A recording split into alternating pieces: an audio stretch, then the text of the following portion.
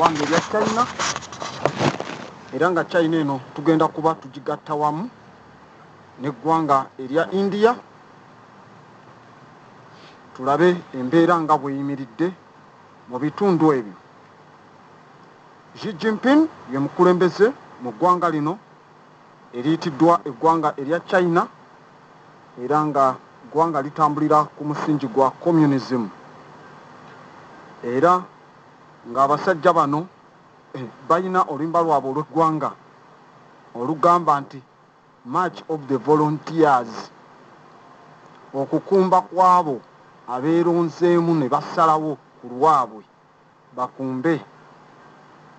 Eggwanga lino eriyitiddwa eggwanga erya China tulisomyeko ebyafaayo bingi byesaagala kuddamu kuba mu maaso eyo nina ate ebirala bye nnina okusomesa munda ku China engeri gy'eri mu kukwasaganya embeera eziri eyo. Era nga mu ggwanga lino erya China nagamba empandiika yaabwe esinga obukulu n'ennyukuta zaabwe okuziyiiya zisangibwa ku kiwandiiko ekiddayo emyaka oba ekyaliwo mu mwaka gwa 1500 BC, ekitegeeza Abachina kati emyaka 3520 nga bawandiika olulimi lwabwe nga we luli, newankubadde abaddugavu bwe babasooka naye bo olwabwe bakyaluwandiika. Ezaffe olwa Medunecha twalwerabira oluvannyuma okuluteekako bbaani, era ebiwandiiko byabwe biri ku eyitibwa the Oracle Bone Script. Kati wetwekenneenya Oracle Bone Script, Mandarini ono kwe tubeera nga tumulaba era nga bawandiika ku lyandibadde nga eggumba ery'ensolo, naddala nga bawandiika n'eno munda mu kino ekintu ky'enfudu mugiyita kanyankogoto waneeno, era nga kyasangibwa mu kifo ekya Yinshu. Kati kyekyo ekiwandiiko ekisinga obukulu mu China, emyaka 3520. Ekyaffe eky'omu Africa ekibalo ekisinga obukulu, oldest mathematical script, bagiyita Ishango-Bone. Yo Ishango-Bone yasangibwawo ku mugga oba ku nnyanja, masekati g'ennyanja gye muyita Edward ne George, nefe gye tuyita Nyamurashana ne Gwel. Nga tugenda mu maaso n'eggwanga lino erya China, ekindeesezza okutegeeza nti bakuuma nnyo ebyabwe nga ebyabwe ebitambulira ku nkola ezaabwe, empandiika ezaabwe, era bwe twekenneenya sitayiro n'okutuuma ekiwandiiko beewabwe bakiyita Gunjiang Shongzhu Wenzi, ekiwandiiko kyabwe ekyo ekisinga obukulu, n'empandiika eyo egy'ennyukuta nga bw'ojja oziraba, era nga Abasanga Dynasty be baasobola okuba nga bateekawo empandiika eyo n'etambula paka mu biseera ebya Shaoju okukola nga script oba ze tuyita seal ez'abakabaka, ng'ogiraba bulabi bagiteeka kabawo ng'ennyukuta ezo kwe ziri, omanyirawo no komanda ava mu magye g'obwakabaka. Era n'empandiika bawandiika nga buyimiridde omanya bakomanda, bawandiika nga bugenda bukiika abo omanya abaabanga ba diplomats, era be baabanga ne siirwa ezo eziriko ebiwandiiko, abalala tebaabanga nazo. Mwe mwawandiikanga buwandiisi bisenge ku buyumba ku bubaawo, naye nga tekiba encrypted na siiru za kabaka. Bwe nnyingira munda mu ggwanga lino erya China, kiki kye tuli mu kulaba Grand Abbot? Obunkenke bweyongeredde ddala era nga embeera munnange erabika etandikidde ddala okuva mu mbeera ddala nno masekati ga China ne India, naddala mu bitundu ebya Eastern Ladakh. Eno nga China emaze okuzimbayo surface to air missile bazitaddewo ate nga medium range ballistic missile bavuddeyo ne bazizimba kumpi n'ennyanja mu bitundu ebiri awo biyitibwa ebya Kailash Mansarovar.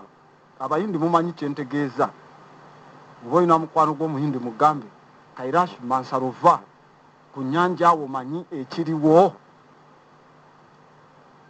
Bamaze okuteekawo miso zino era nga kuno kulinga kweyongera kwa ggwanga lya China kubanga lisosonkereza liyengere okubanga likyankalanya embeera n'obunkenke obuli ku nsalosalo wano wakati waabwe n'eggwanga erya India. Ennyanja eyo ya Mansarovar ebiseera ebisinga bagiyita Kailash Mansarovar, ekyo kifo kikulu nnyo nga kifo kya ddiini ez'abantu bano ab'enjawulo, eddiini za mirundi ena, era nga ekifo ekyo kiwandiikibwako mu bitabo ebitukuvu eby'Abayindi ne mu kalica yaabwe. Ekifo, it is a sacred place, it's a religious place. Kiringa bona gamba nti kati Rwanda emaze okuyiwa amagye gaye namugongo, abaprotestanti abakatuliki bonna bagenda waawo, abatunzi b'embizzi nabo bafunamu nga bazzaawo, oba olumiza bangi okubaga ati mukyadda wano. Ekyokulabirako ekirala nti Kasubi wetwogerera Bunyoro emaze okuwambawo, Buganda wezi kabaka baayo kabaka wabikira akabugo nti emaze okuwambawo nga luli amasiro we bagooca obunkenke obwo bwalimu abantu abakubwa amasasi, embeera bwezityo kubanga ekifo kikonekitinga n'abantu. Oba n'owulira wano nti olubiri waggulu wano olw'Ettoolo nti wetumaze okwogerera kati olubiri lw'Ettoolo luwambiddwa, abaluwambye Bakongo kwe bamaze okuteeka ebyokulwanisa byabwe era teryajja kusala. Awo kireetera abantu okunyiiga mu mbeera yonna. Eddiini za mirundi ena ezitwala ekifo ekyo okuba nga kiri sacred ate nga zadda tezimanyi Christianity, zadda ziri myaka 20+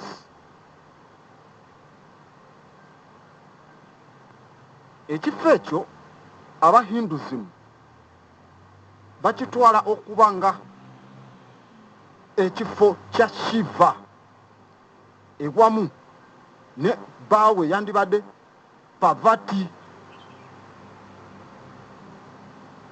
Bwe twogera ku Shiva Aboti ogenda kuba otubuza kati Shiva y'omu ku bakabaka oba bakatonda abasatu mu Hinduism. Baba ne bakatonda basatu gye tuyita triumvirate, nga namwe mugamba taata abagamba God the Father, the Son and the Holy Spirit mbu bali wamu. Mu Africa ali God the Father, God the Mother and God the Son. Kati bano balina Shiva, Brahmas ne Vishnu eba triumvirate, a pantheon, abasatu okubeera omu. Era Shiva bamutwala nga the auspicious one, era bamanyi omutwala nga Mahadeva, kitegeeza the great God. Be bamu ku abo era nga ali supreme ew'oku ntikko mwabo aba Shivaism.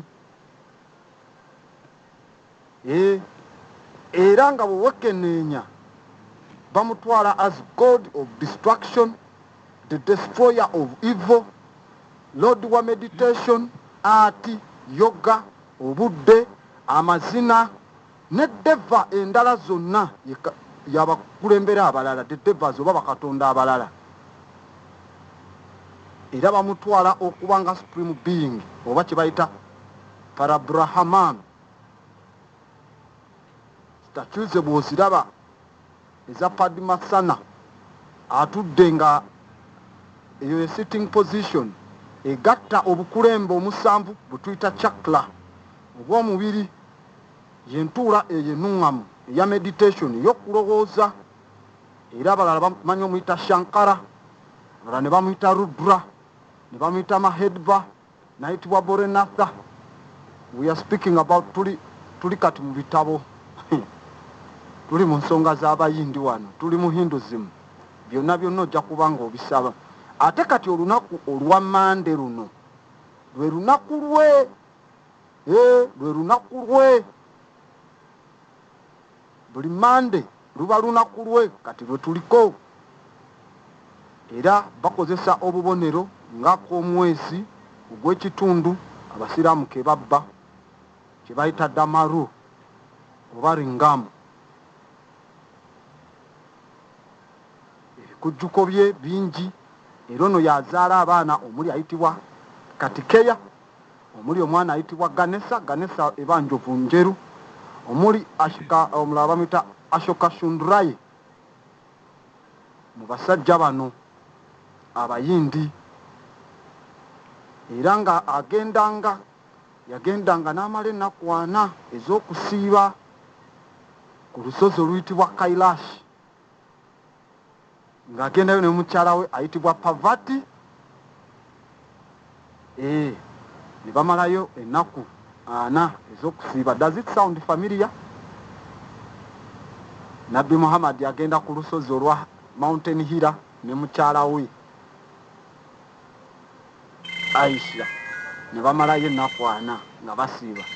Yesu n'agenda mu ddungu ennaku 4 oza konsepti eziraba zonna ezigwa. So kati abo abasiiva batwala nti ekyo eyo ennyanja Shiva kwe yakolera ebyamaanyi kwe yajja abagoberezi kwe yajja abo abamwetoololako basomesa nabo bwe tuwulira ennyanja eyo eya Kaliyashi Mansarova do you connect ne kye bayita Sea of Galilee? Ate bino bikulu nnyo tebimanyi buno obusitole buno bwa Christianity bino biri even 1,000 years older than Christianity. Babuddhists abasinza Gautama Buddha Shika mu Tibeti waliwo awo ku nnyanja eyo n'ensozi ezo baziyita Kanga Rinpoche nga kitegeeza ki the precious one of glacier snow ekirabika obulungi eky'omuzira ogwekutte ogukkakana wansi awo mpola. Era we tugenda mu maaso bo aba Tibetan Buddhists bavaayo ne babeera nga bagamba awo Buddha Gautama Shika gye yagendanga ne Demchong ne consort omulala abalabirira ayitibwa Dojeri Pagmo. Tuli mu bitabo kati wano nagamba bagiyita all round information. Ng'era tugendera ddala mu maaso kati waliwo ezo nzikiriza n'akakuwa 2 mu Hinduism tulabye Shiva kati ne tujja ne tulaba mu Buddhists awo bino byonna records ziri mu kitabo eky'Ababuddhist gye bayita the Tripitaka. Nawe muba ne Bible bo balina Tripitaka eri tubadde mu Shamiliyarapaka kati tugenze muba Jainism. Abajaini olusozi luno olukka ku nnyanja bagiyita Mountain Ashtapada era nga olwo olusozi balutwala nti ba spiritual masters 24 awo bwe bafunira eddembe mu nzikiriza eya Jainism gye bayita Jain Dharma era nayo ya mu India. Ebiwandiiko byabwe n'ekitabo kyabwe bakita Paramagama paramagama samayasara. Era kati ekyo ekya paramagama samayasara bakiwerekerezako n'ebigambo ebya jayin, ebigambo bye bayita ebya agama tatravata sutura, nga basoma mu kitabo ekya Diamond Sutura ekyasangibwa mu ddungu erya Gobi. Kitegeeza ekiyitibwa agama tatravasha sutura mweze muyita hadiisi. Abo tetuli ku Sande ne tuli mu kusoma lwaki China ekyankala. Ndi mu kulaga ekifo we bazimbye abo be ba Jainism, era akabonero kaabwe kiba kibatu nga bakikubyemu sako wakati, ekyo kye bayita ahimusa, oba olwo olupiira olulimu wakati will gye bayita de dramachakra. Dramachakra ekulaga era bano aba Jainism balina enjatula zaabwe ziba ttaano ze balina okwatula. Bowuzeze ttaano tuvayo ne tuwulira nti abasiraamu balina 5 pillars of Islam. Jainism esinga Islam obukulu, kati pillars zaabwe ttaano eno ezaabwe emu bagiyita ahimusa, kitegeeza non-violence, obutakkiriza mu kavuyo. Endala bagiyita satya, kitegeeza amazima, truth.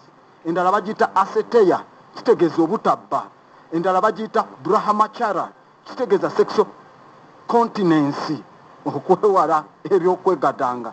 Endala gye bayita aparigraha, aparigraha kwe okujjawo mu lugube ey'enju yange motoka yange ti.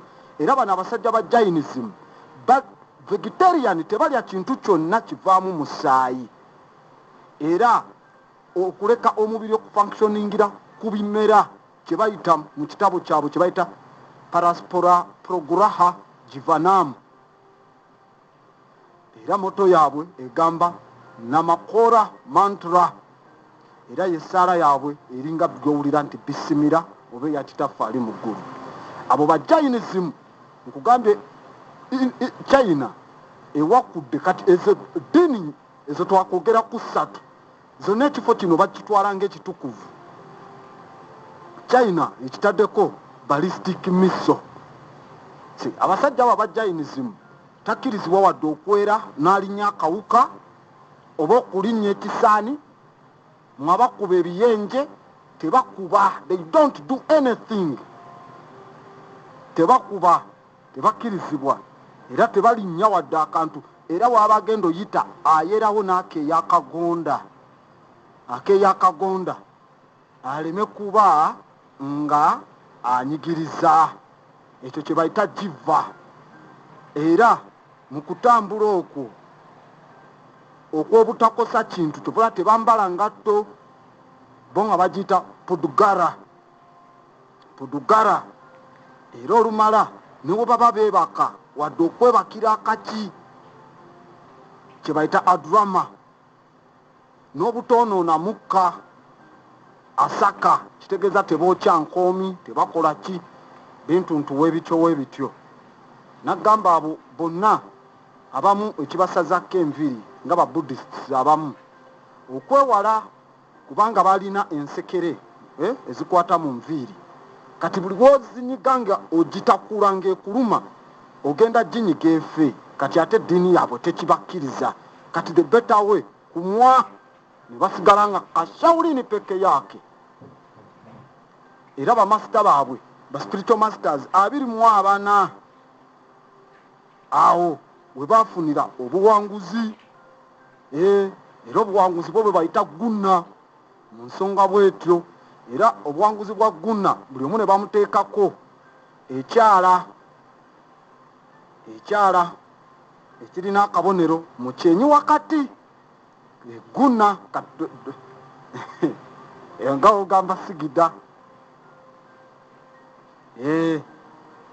Era bo basomesa nti omwoyo guyita mu ssaako gye bayita samsara, okwetooloola omwoyo gwo mu bulamu gwetooloola mu mbeera za bukadde 8 n'emitwalo 40. Lwaki ensonga eyo? Grandabot tuli mu World Matters. Zo zonna World Matters. era tujja kuba tuzeetenneenya kubanga oli ne grand master. Kati eddiini endala ey'okuna awo nayo ng'eva ku Buddhist gye bayita ey'Ababoni BON Baboni bo bava mu Tibet basookawo Buddha naye ensoma esomesanga bw'etyo era ekifo ekyo ensozi ezo eziriko ezikka ku nnyanja eyo baziyita Tise Mountain Tise TISE era ng'awo Katonda w'eggulu omukyala w'atuula the sky goddess w'Ababoni ayitibwa Spaimen SIPAIMEN awo w'atuula kati abo Ababoni era abagoberera enzikiriza eyo babayita Bonipos oyongerako POS era bo bagamba nti eddiini yaabwe Katonda yagibawa okuva mu ttaka mu kifo ekiyitibwa Tazigi nti gyeva era beetwalanga Shen Rabu muyo nga kitegeeza oba Ganen Rabi Mibo kitegeeza oyo Shenere Rabu Miwo ye founder waabwe ye principal nga bogamba mu Islamu waliyo Muhammadi nga Christian waliyo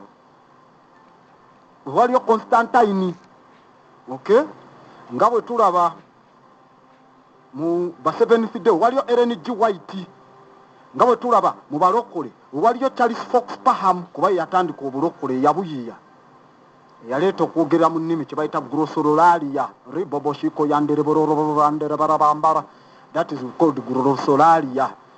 Charles Fox Parham Freemason bamuzika mu Baxter Grand Lodge yaba Freemason nga nabo kyofulaba babaga ogenda mu America musumba abafunye omukisa so kati bano bonna balina enzikiriza zaabwe kati Ababoni nabo katulabye Abajaini Ababoni netulaba Abashiva netulaba ne ba Buddhist kati okuteeka miso katuddeyo ku mulamwa eri tumaze otegedde be bali mu kulumba ate abo toba ekintu kyabwe kyadda zikiriza zaabwe zadda z'emyaka 13 13 kati tolina wotandikira bayingirira nga gwe omuzungu myaka 13 emabega wali tomanyi kusoma na kuwandiika kati nkulu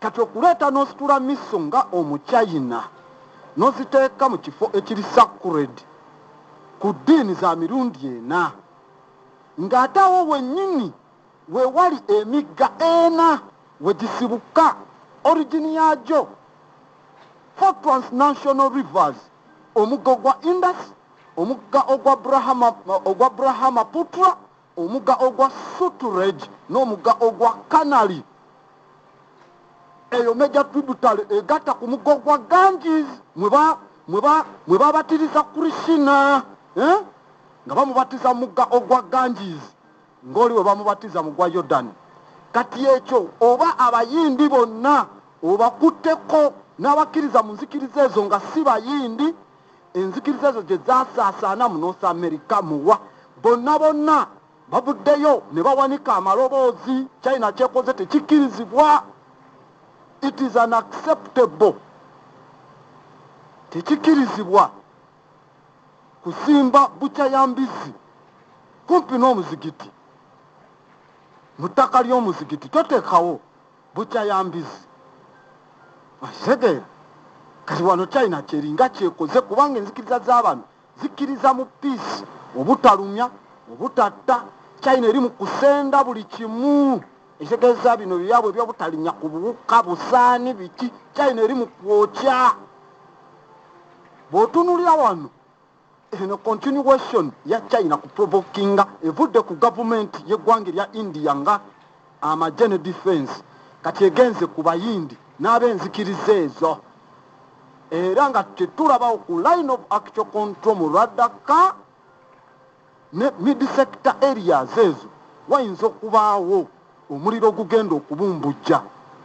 ekikolwa ky'okudeployinga surface to air missile mu Tibet ekyo kyo kuba kati ne mu Tibet surface to air missile ezo nazo bweziri awo ekyo tekyandi tusurprisinze naye kino it's a pure authoritarian brinkmanship kulaga bw'amaanyi oba China onaakola ki kusosonkereza India wadde ne India egambye tetujja kukkiriza ntiisa zonna kuva eri mmwe tujja kuba nga tubeŋŋanga okuva mu mwezi gw'okuna wabaddengawo enkaayana era abasajja beekubaawo ne batta amagye g'eggwanga lya India 20 era amagye ga China geeyongedde okumultiplyinga mu bifo ebyebiko by'ennyanja ezo ku nsozi tuzita fingers mu lulimi lw'ekinamagye mu kiko ekya Galwan mu hot springs oba mu bitagata byeyo n'ekifo ekya Kurungal Nara mu June amagye 20 yagaba sirikale b'eggwanga erya India basojja battibwa mu kulwana China yabakubirawo mu ttaka eryabwe China n'ebakubiramu mu Eastern Ladakh enjogereziganya zibadde zigenda mu maaso myezi 3 ne zituuka ne ku lepo ey'aba Lieutenant General Talks tezinavaamu results bw'otunulira China bwe nkuddirayo ewa ekitiibwa ebyafaayo ebyabwe ebikwatagana ne communism tekkiririza mu madiini ago era tebalina state religion mu ggwanga erya China era tebalayira ebyo byammwe kwata Bible kale kwata Qur'ani layira president so help me God tebiriyo bakwasa constitution ey'aba communist nokwata ku constitution eyo eddayo ku nsonga za Mao Zedong eza great culture eya the great China culture revolution eyatisa abantu obukadde 60 Xi Jinping oyo omukulu omulaba ng'asekaseka naye si mwangu is a very very terrible man yagamba yakulira mu mpuku nga bakoze great China revolution bakwata bonna abali munda mu bibuga mu China bonna ne babazza mu byalo bayige olulimi lwabwe luwandiika enkola ezaabwe ng'emabega bazimba great China wall ne baggalawo emyaka 20 ate chairman Mao Zedong yali very specific yaleeta buli bagamba nti nze ndi engineer wasomedde mu America nsomedde wa n'abagamba aya nga tekuliko byuma bya mu America oba bya mu Japan oba bya mu Ngereza njagala munzimbire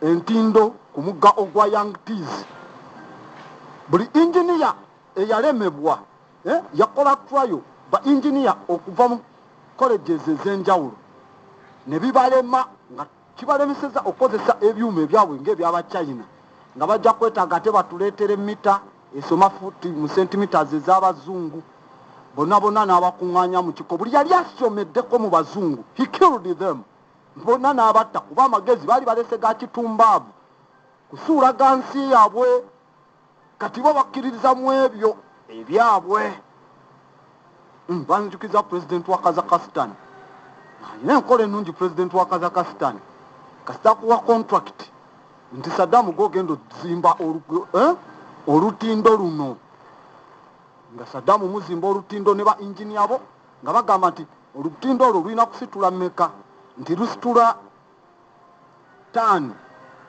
10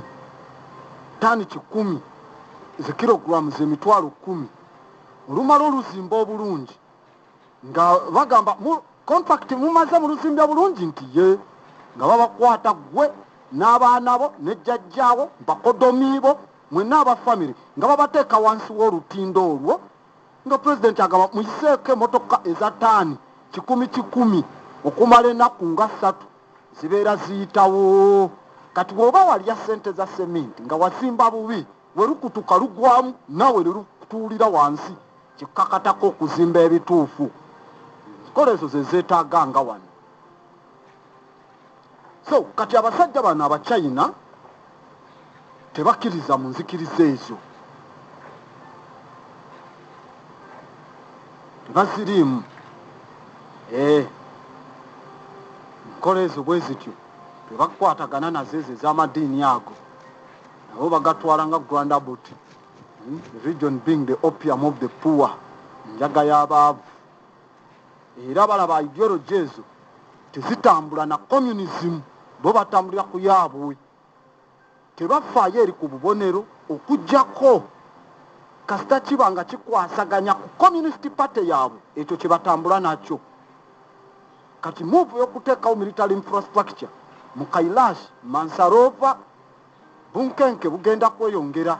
Era batandise dda Babuddhists okwetoloola ensi, Abajainists, Ababoni, bonna batandise okuwanika amaloboozi gaabwe.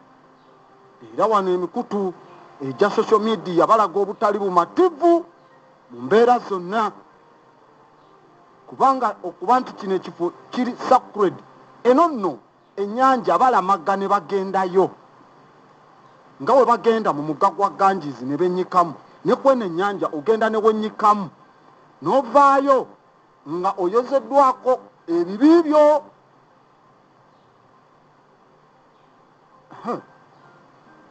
Sajja bagitaddeko embeera. So kino tekigenda kuleeta bunkenke bwokka olwedde obubaddewo masekati gaabwe, wabula public eyeyongera okuba antagonistic, ewakanya. Era nga kino kijja na kuleetera bamemba ba parliament aba India eri wansi wa Narendra Modi okusalawo nabo beegatte ku magye bayise obuwayiro bw'amateeka obwetaagisiza ddala, kuba kati parliament bagiyise ku nsonga zino. Bawise obuwayiro bw'amateeka obudinansinga China, oba amagye gaabwe bwe baba China bajjawulira oba banaagawa go ahead ng'emabega we baagawa. Byonna tujja batubiraba.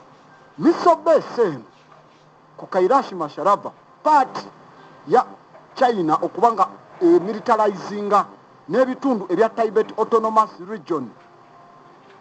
Era nga miso ze bataddewo ze ziri DF-21. It's a ballistic missile, medium range ballistic missile. Eina range ya kilometers 12,200. Kitegeeza advantage yayo ng'ogitadde awo oba ogenda kuba ebibuga bya India byonna eby'omu mambuka, all of the northern cities eby'omu India, ne capital city yaabwe eya New Delhi Hill eba mu range, oba ogenda gikuba. Kusaanawo busaanyi okuva mu mwaka gwa 2006 paka 2010 China yakola project eziri strategic 18, naye nga project ezo tebazoogera mu defense budget yaabwe, ne sente tebaziisa mu defense budget yaabwe, bazisimba mu nkukutu. The money was not announced. Nga wano Uganda muwulira gavumenti yaguze ennyonyi z'amagye, tugamba nga tebeebuuziza ku parliament newa military things you don't ask civilian nayingi.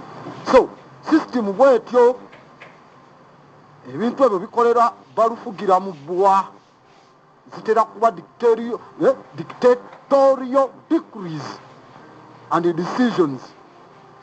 Project muno bazimba airstrip nya enene, military airstrips, ne bazimba endala 14 entini, ne bazimba radar stations 17 ku nsalo kumpi ne China ne India, mu bitundu bya buvanjuba ogenda mu bugwanjuba awo. Kyokka olw'embeera eno okunyiiga okuleetawo obunkenke obubaddewo, amagye g'eggwanga erya India okuviira ddala kwagoogerera Kano Aman Ananda n'ategeeza nti India evuddeyo n'erinnya mu ggere. Amagye ga China tegakomye kuzimba ballistic missile wali, sebo basaze n'okusala ne baddamu okuyingira mu ttaka ly'eggwanga erya India. Twalaba abasajja baafuna ezikuba ennyonyi helikopita, ne bateekawo n'obusozi ne babufuna. Amagye gajje wansi nga gakukuta, gatambulira ku nkokola eyo bagiyita bed creep mu lulimi lwaffe olw'ekinnamagye eyo. Bed creep, badde bakola bed creep, tambuza nkokola nga be akuyitakawo nga tomutegedde. Mu Maserengeta ku nsalosalo z'omugga eri mu Pangongso kumpi ne Chashul mu Ladakh bakukuse mu biseera eby'ekiro ekikeesa olwaleero era ne babayoletinga endagaano ezaaliwo nti temusala matwale gaffe temuyingira eno. Kati lwadde basaze asajja b'olwaleero ne baga kati tutaddewo ballistic missile kuba amagye ga China baagayisizza bubi nnyo. Amagye ga India gakoze ebyetaagisa ne gasalako enfo bulungi nnyo ne batakomaawo ne bakuba warning shots ne bakuba ebiriro mu bbanga. Kati ezo flare bwe bagikuba mu bbanga amagye we gaba gakukuta gaagala nnyo ekizikiza. Kati flare zino bazikuba mu bbanga zikuba ekitangaala bonna ne mubalaba we bali. Bonna ne mubalaba we bali. Ate nga India amagye gaabwe already baga providinga ne night vision galaba buli asaalimba.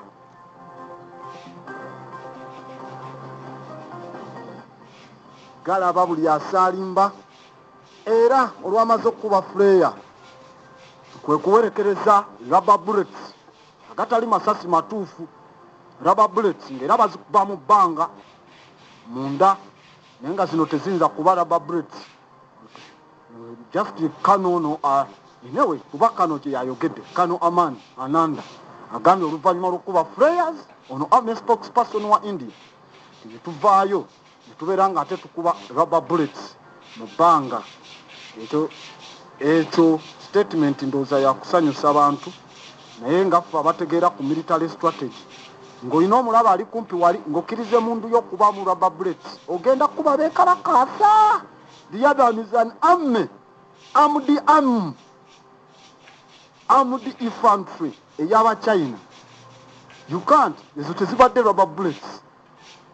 Ebifo ne babisalako magye ga China ne bagatwala nga kayimba.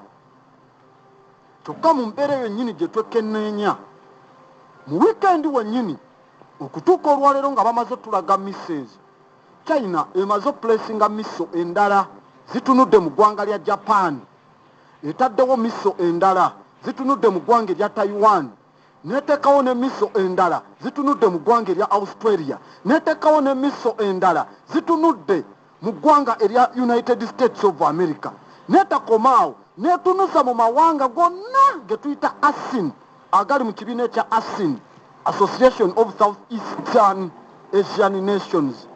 Amawanga ago bwe tuvaayo ne tugekenneenya tulinamu eggwanga erya Brunei gali mawanga 10: Brunei, Cambodia, Indonesia, Laos, Malaysia, Myanmar ye Burma, Philippines, Singapore, Thailand ne Vietnam. Kati galinako ba observer babiri omuli Papua New Guinea ne Timor Leste.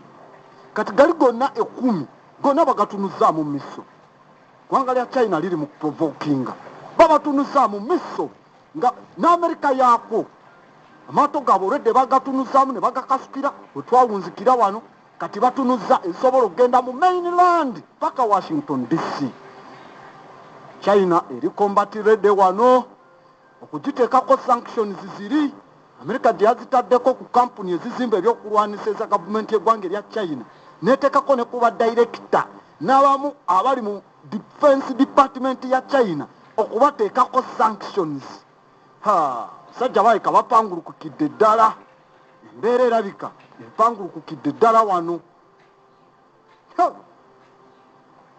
Kati ku lw'embeera eyo kwe kutandika okuteeka misso mu bifo eweetaaga wonna newanyiiza. Era kati zino oziteeka ku nnyanja eyo kitegeeza batagetinze India n'okuba ali mu Indian Ocean.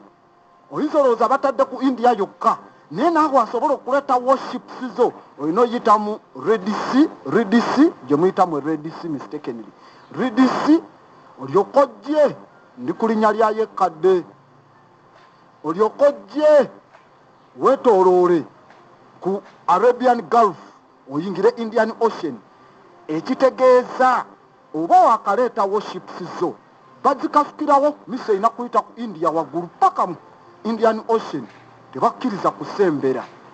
It is strategically bazitaddewo strategically mu kifo ekituufu era nga kino kyennyini China eringa eri mu kwesasuza India eyazimba oluguudo olugenda gye twandiyise the Himalayan Pass. It's a strategic value pass. Oluguudo olwo we baaluteeka India ne owninga luli strategic lukulu gw'abaafuga awo ne ku nsozi ezo eza Himalayas okuli Mountain Everest. Kati tulaba missile site erabika nayo okuteekawo missile provokinga India kuba oluguudo olwo yaluzimba ne lutuuka mu bitundu ebya Lipureki era nga India yo okusinza ku defense minister waabwe ayitibwa Rajanath Singh yavaayo n'abeera ng'atongoza oluguudo luno n'okuluggulawo olwa Lipureki Pass nga 8 Ogwokutaano azzeemu n'ategeeza nti ekigendererwa kyabwe kyakufasiriteetinga abo abazze okulamaga abazze okukyalira Kailash abazze okwennyika mu nnyanja eyo abajja n'ebizibu byabwe kibafuule nga kyangu okujjaawo kubanga okusala mu bifo ebyo wabadde nga wazibu akakuba akaliwo nga kazibu era abantu badde beerinnyirangamu ne bafa nga kafunda ng'ate buli omu ayagala kutuukayo yennyike mu nnyanja eyo aveemu nga mulamu. Sitole eyo mumanyi we mwagisomako nti eyali alwadde ebigenge eyali alinze malayika buli wajja atabule amazzi mu kidiba abeere nga yennyikamu awone ebigenge yamalako emyaka 12 ne bamubuuza nti lwaki okyali wano nti buli malayika bwajja n'atabula buli muntu yeesuulamu yekka nze ne bandeka wano ndi mulema sisobola kwesuulamu. Kristo n'amugamba you are loosed from your infirmity osumuluziddwa ku kikoligo kyo tambula ogende tandikirawo otambule naye obabuuza ekidiba ekyo archaeologically ku maapu kiriwa kati lwaki abalema tebakigwamu it is not there. Wakayima ne wango kati era wawulira mu Kailash nti abantu bajja ne benyikamu nga wawulira nga ekitagata eky'emitooma eyo ekitagata ky'Omukama nti ng'abantu benyikamu ne bawona ebizibu naye nti kati tekikyajjanjaba baatwalayo ensonga z'obukaba ne batandika okusoloza essente ne batandika okuzimbawo loogi ate ng'ebintu we bityo tebidiringa na bintu byaku tikkula tafaali mu bantu mu nkola eyo ey'ekibbi. You don't sell spirituality. So kati ne wano akakuba ako kazibu abantu babadde nga beerinnyiramu olugwa kiringa abeetooloola Kaba bwe baba beetooloola we bakulinnya gwamanyi ofiirawo era obawulire meka waafiiriddeyo 1,400 beerinnye baapuliddeyo tewasobola kuggwa nga tebafudde. Kati ne wano bafanga 3,000 4,000 beerinnya kuba baba bangi. Kati yo India egamba nti ekyagizimbisa ekkubo babeere nga babavuga buvuzi basobole okugenda okwennyikamu mu nnyanja eyo era nti China ey'okuteekawo amagye ago n'okuwakanya ekkubo eryo si kituufu. Kyokka n'eggwanga erya Nepal ne livaayo ne ligamba naffe tetukkiriza India ezimba etya ekkubo ne liyita mu bitundu ebya Lipureki kubanga Lipureki matwale gaffe ng'aba Nepal. Era Nepal it's a Himalayan nation lirya okuzi Himalayas teyakoma okwo n'efulumya maapu yaabwe empya ey'eggwanga ng'etwa ne batandika ogiteeka mu bitabo ku silabasi ne bagamba eno ye maapu empya ey'ensi yaffe bwefaanana ne batwaliramu amatwale g'eggwanga erya India aga Kalampani ebitundu ebya Lipureki n'ebitundu ebya Limpayadru byonna ne babinkuludinga mu maapu yaabwe ne bagamba eno ye maapu empya. India negamba eyo updated maapu yammwe teri based ku historical facts terina na bujulizi evidence era negamba mmwe aba Nepal mmwe kasamandu mmwe mutandise okukola artificial enlargements mu bifo ebyo ebya Kalisha Mansarova omwaka guno ng'abantu batagenda Namugongo, ng'abantu batagenda Mecca, abantu batagenda St Petersburg, abantu nga batagenda mu Canterbury, ne mu Kalisha, Kailashi, Mansarova okulamaga omwaka guno tekuliyo, kubanga tulaba kubaayo mu gw'omukaaga ne mu masekati g'omwezi ogw'omwenda, kati ogw'omukaaga gwayita bakusazaamu, n'ogw'omwenda guno ogutandika enkya nagwo tebajja gendayo, kubanga aba Indian External Affairs Ministry bategeeza COVID ayinza okulinnya ku nkandago mu mbeera bwetyo. Kugambye embeera ezo nga wezibadde, abasirikale ba China bagezezaako yingira mu mbeera bwe zityo, we bamaze obayisa obubi bayingidde bitaano mu Pangso, ne baba neutralizinga gavumenti ya India ebadde malirivu, kuba emabega yagamba tejja kuddamu kukkiriza kulinda China ebe nga yekuba first shot, kuba luli we bagireka yabattira abasirikale 20, kati be balina okusooka. Naye kati wano ebigambo byabwe ebya first shot, ate nange nsooka ndyemulugunyamu first shot, banga mutugambye mwakubye rubber bullets ne mukuba ne flares ne muba neutralizinga, magye ga China ne ga withdrawing ne gaddayo amangu eddala. It was a swift action. Magye ga India gye gakoze ne gaba blockinga, teri kuyingira, baba forward closings ne babasalako, bagenda okwekenenya nga amagye agali mu maaso ag'abayindi nga gakutte ku manduso, musale mujje oba tuba twekubi. Kati embeera ebadde yakudduka nga balina okuddukawo obuddusi, balitwitinge badde emabega, era babadde nga abagezaako okukyusa ebituufu ebiriwo bayingire nga era bwe bayingira kilometers twaziraba mu 8 ku 11 munda mu ttaka ly'eggwanga erya India. Amagye gesemberedde kilomita 3 ku 5 bonna balinaawo. Statement y'amagye g'eggwanga erya India egamba abasajja bwe bavayolatinze emabega endagaano ze twatuukako ku nteeseganya ez'ekinamagye n'eziri diplomatic, era tujja kuba nga tetujja kukkiriziganya na nkola eyo, fe tujjanga kuba tubeŋŋanga mu mbeera eyo, kubanga fe tulina ku maintaininga peace bwenkanya na njogerezeganya ezeetaagisiza ddala. India tulaba emabega yateekawo amagye mangi, tanka, atirale, surface to air missile batteries, nereeta ennyonyi, neteekawo byonna ebyetaaga. Tekomye ku ekyo, India olw'okwesasuza nga bagitunuzzaamu ballistic missile nga bazitadde ku kifo kyabwe kiri sacred. Amagye g'eggwanga erya India g'oku mazzi Navy emaze okusindika warship mu South China Sea.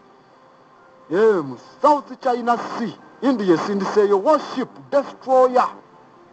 Nagamba destroyer kyekuba zikuba submarine, zikuba amaato amalala, zikuba ennyonyi, zi-interceptinga amaato, nzikasita submarine ne mubayo wansi nga temutambulira ku Encon.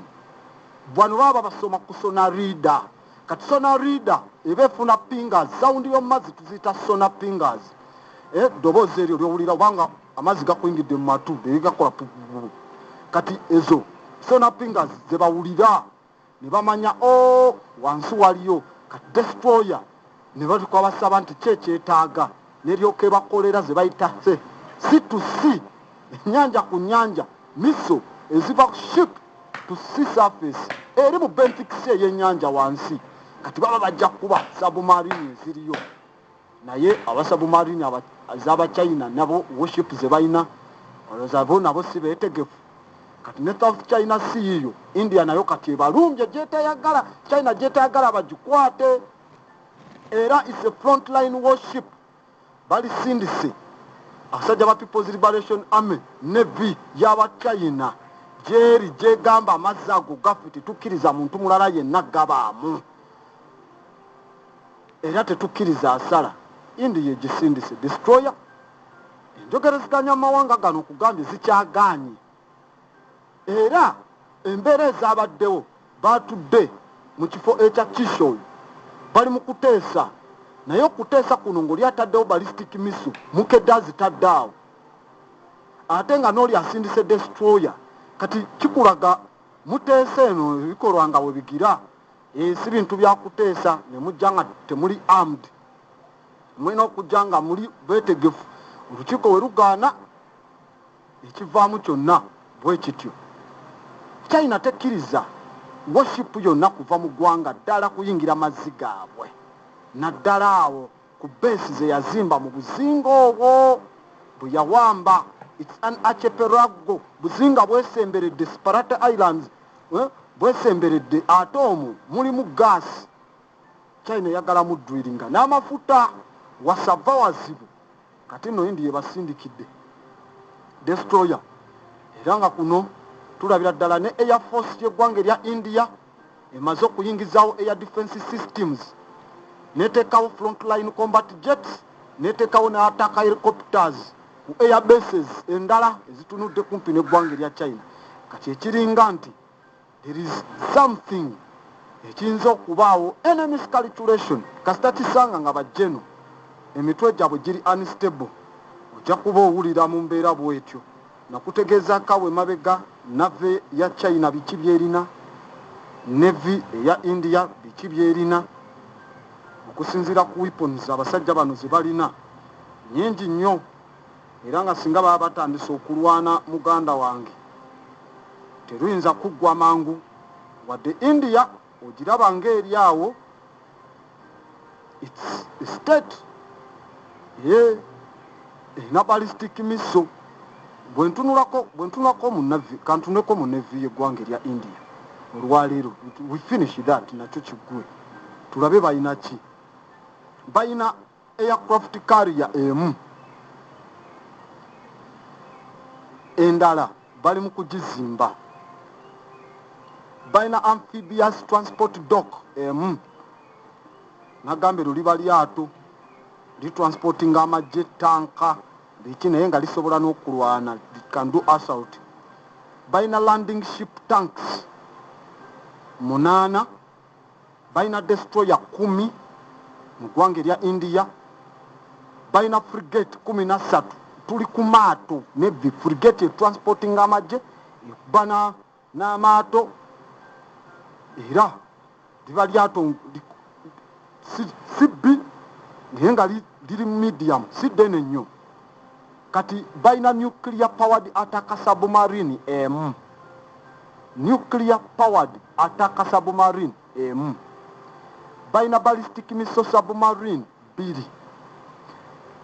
ne baba ne conventional powered attack submarine 15. Ballistic missile submarine balina 2, ezo zikasuka intercontinental ballistic missile. Nuclear powered attack submarine ekitegeeze yebeerayo wansi myaka nga 18 ate ebedduka kasite submerging nga wansi.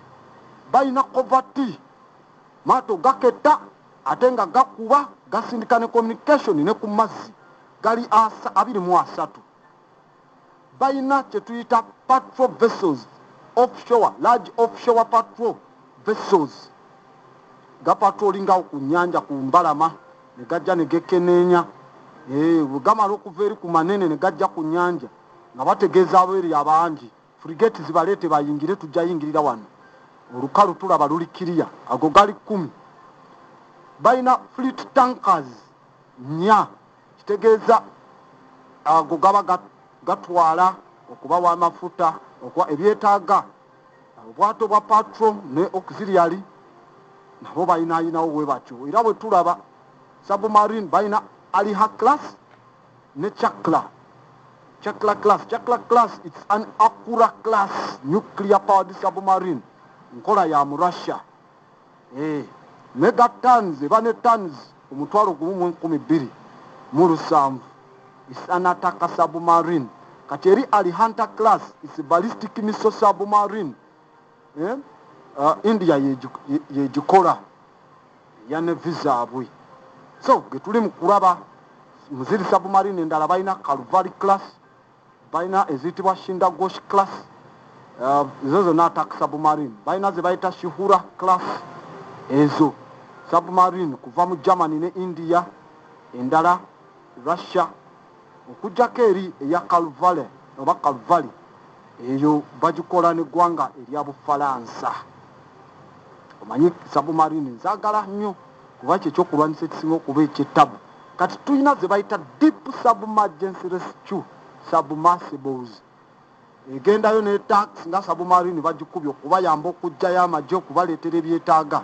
Deep submergency rescue vehicle balina Dasa class, it is only one kuva mu ggwanga lya ziri bbiri kuva mu ggwanga lya United Kingdom gye bazijja. Kugambye aircraft carrier balina Kiev class, kuva mu ggwanga erya Russia. That one it's a stop bar. Wetugamba stop bar kitegeeza short take off but arrested recovery. Short take off but arrested recovery. Ennyonyi etanduka mangu era ne weekomawo okuyimirira bajja arrestinga mangu n'esiba speed mangu. Oba kye tuyita short take off barrier arrested recovery carrier eyo bo bagiyita IN Viryamadiata